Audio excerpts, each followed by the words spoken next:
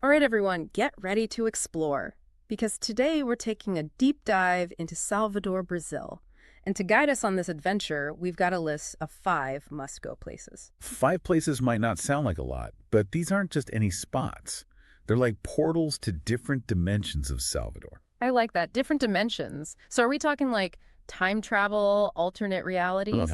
Maybe not that extreme, but you'll see. Each place offers a unique blend of history, architecture, and that unmistakable Brazilian energy. We're talking about a city founded way back in the 16th century, so you know there are stories baked into every corner. Okay, I'm hooked. Where do we start? We'll begin our journey in Pelourinho, the historical heart of Salvador. Pelourinho, I've seen pictures. It's that neighborhood with all the brightly colored buildings, right? It looks incredible. It's even more vibrant in person. Imagine cobblestone streets, colonial architecture, and this lively energy that just pulls you in.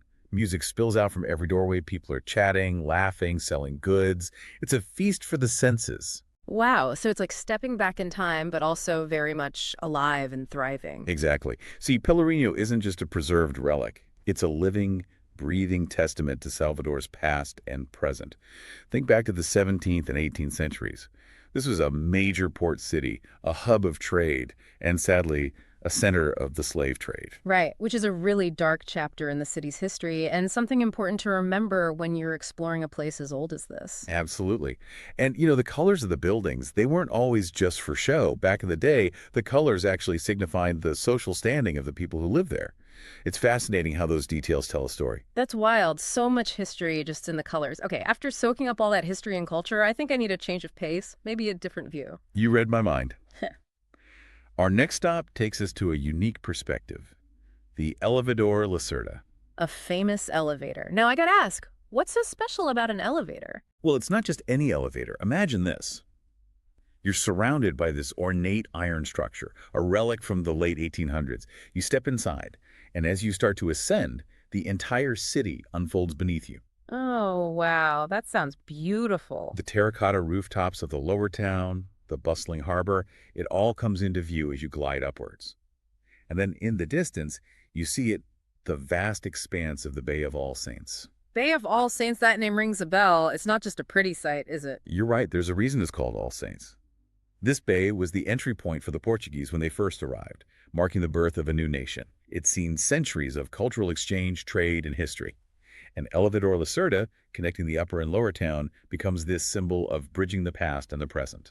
That's incredible. Okay, after that visual feast, maybe something a bit more, shall we say, grounding. Let's step into tranquility. Next up on our adventure, the Igreja de São Francisco, a masterpiece of the Baroque period. Oh, I think I've seen glimpses of this in pictures. It's the one that's just absolutely covered in gold, right? That's the one. Pictures really don't do it justice. Think of every surface adorned with intricate carvings, gilded details, paintings that practically shimmer. The Baroque period, it was all about grandeur, about overwhelming the senses with beauty and opulence. And this church, it embodies that spirit perfectly. Sensory overload in the best possible way. I imagine it's pretty awe-inspiring to stand there and just take it all in. Absolutely. It's almost like stepping into a different world. Now, ready for something a bit more lively? How about we immerse ourselves in the vibrant chaos of Mercado Modelo? Mercado Modelo, I'm picturing a bustling marketplace full of life and color. Am I on the right track? You're spot on. This is where the heart of Salvador truly beats. It's an explosion of sights, sounds, smells. You'll find everything from handcrafted leather goods to vibrant paintings by local artists. The air is thick with the aroma of spices and street food, and the sounds of bartering and laughter fill every corner. Now, I have to admit, I'm a sucker for a good souvenir. What kind of treasures can we unearth at Mercado Modelo? Forget those generic tourist trinkets. We're talking authentic crafts, things that reflect the real spirit of Salvador. Beautiful lacework, maybe some traditional musical instruments, even unique spices you won't find anywhere else. It's the perfect place to find a piece of Salvador to take home with you. Sounds amazing. All right, as our whirlwind tour through Salvador's highlights winds down, where do we go for a little peace and quiet, maybe to reflect on everything we've experienced? Let's end our day with a golden hour at Farol da Barra. The lighthouse. I'm intrigued. Tell me more. This isn't just any lighthouse, it's a landmark, a beacon that's been guiding ships since the 16th century. Imagine strolling along the beach as the sun begins its descent, casting a warm glow over the Atlantic. I can almost feel the sand between my toes. The sky erupts in fiery hues of orange, pink, and purple. And as the sun dips below the horizon, the silhouette of Farol da Barra stands tall against the fading light. It's a truly magical way to end the day. Wow, what an incredible journey through Salvador.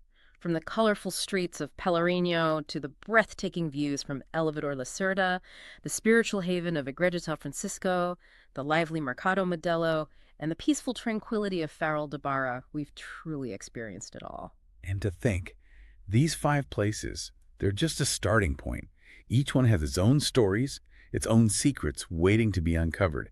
Imagine, entire books could be written about each of these places. That's what I love about these deep dives. They always leave you wanting more. So, to our listeners, if you've ever been to Salvador, share your experiences with us. Tell us about your favorite spots, your most memorable moments. And who knows, maybe your story will inspire our next deep dive. Until then, happy travels, everyone.